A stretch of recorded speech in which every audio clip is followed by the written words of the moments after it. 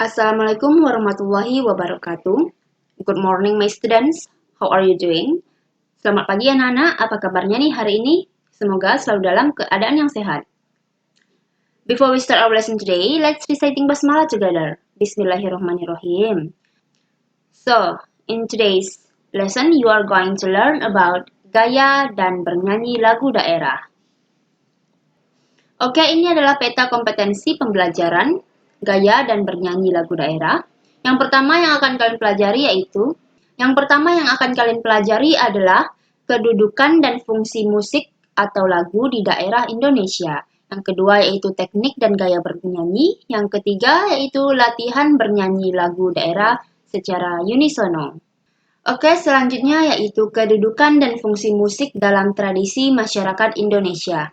Musik daerah pada umumnya memiliki arti yang sangat penting bagi masyarakat pendukungnya. Secara umum, musik berfungsi sebagai media rekreatif atau hiburan untuk menanggalkan segala macam kepenatan dan keletihan dalam aktivitas sosial budaya sehari-hari. Berikut beberapa fungsi musik bagi masyarakat. Yang pertama yaitu sebagai sarana upacara adat. Musik daerah biasanya merupakan bagian dari kegiatan lain. Di berbagai daerah di Indonesia, bunyi-bunyian tertentu dianggap memiliki kekuatan yang mendukung kegiatan magis. Sebagai contoh, upacara merapu di Sumba menggunakan irama bunyi-bunyian untuk memanggil dan mengiring kegiatan roh ke pantai Merapu atau ke alam kubur. Begitu pula pada masyarakat suku Sunda yang menggunakan musik angklung pada waktu upacara seren tahun atau panen padi. Yang kedua yaitu sebagai musik pengiring tari. Ragam musik dapat berpengaruh pada perasaan seseorang dalam melakukan gerakan-gerakan indah dalam tari. Contoh karya tari diiringi musik daerah yaitu tari kecak yang dari Bali, tari pakerena dari Sulawesi, tari mandalika dari Nusa Tenggara Barat, tari ngaseu dari Jawa Timur, tari mengaup dari Jambi, dan tari mansorandat dari Papua. Fungsi musik selanjutnya yaitu sebagai media bermain. Lagu-lagu rakyat atau dalam bahasa Inggris biasa disebut sebagai folk songs. Lagu-lagu rakyat yang tumbuh subur di daerah pedesaan banyak digunakan sebagai media bermain anak-anak. Contohnya lagu Cublak-Cublak, Sureng dari Jawa, Amper-Amper Pisang dari Kalimantan, Ambil-Ambilan dari Jawa Barat, Tanduk Majeng dari Madura, Sang Bangau, dan Po Ame-Ame dari Betawi. Selanjutnya yaitu fungsi musik sebagai media penerangan. Lagu sebagai media penerangan misalnya berisi tentang pelestarian lingkungan dan adat istiadat. Pada masyarakat modern, lagu seperti media penerangan bisa berisi tentang pemilu, keluarga berencana, dan ibu hamil, ataupun penyakit AIDS, dan lain-lain. Lagu-lagu yang bernapaskan agama juga menjadi media penerangan, seperti musik kasidah, terbangan, dan zipin dengan syair-syair lagu dari Al-Quran.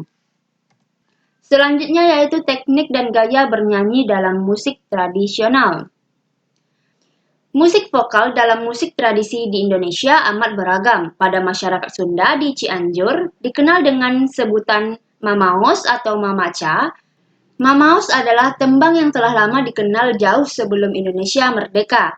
Pada awalnya, mamaos dinyanyikan kalangan kaum laki-laki, namun selanjutnya mamaos juga dinyanyikan oleh kaum perempuan.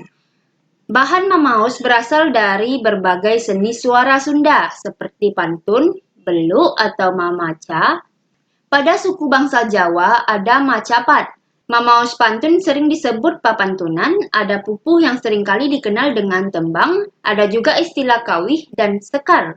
Penyanyi musik tradisional disebut pesinden atau sinden dari bahasa Jawa, adalah sebutan bagi perempuan yang bernyanyi mengiringi gamelan. Umumnya sebagai penyanyi satu-satunya, pesinden yang baik harus mempunyai kemampuan komunikasi yang luas dan keahlian vokal yang baik, serta kemampuan untuk menyanyikan tembang. Menurut Ki Mujoko Djoko Raharjo, berasal dari kata pasendian yang berarti yang kaya akan lagu atau yang melagukan ataupun melantunkan lagu. Sinden juga disebut waranggana atau wara, berarti seorang berjenis kelamin perempuan, dan anggana berarti sendiri. Sinden tidak hanya tampil sendiri dalam pergelaran, tetapi untuk saat ini bisa mencapai 8 hingga 10 orang, bahkan lebih untuk pergelaran yang sifatnya spektakuler. Pada pergelaran wayang zaman dulu, sinden duduk bersimpuh di belakang dalang, tepatnya di belakang pemain gender dan di depan pemain kendang. Selanjutnya yaitu bernyanyi secara unisono.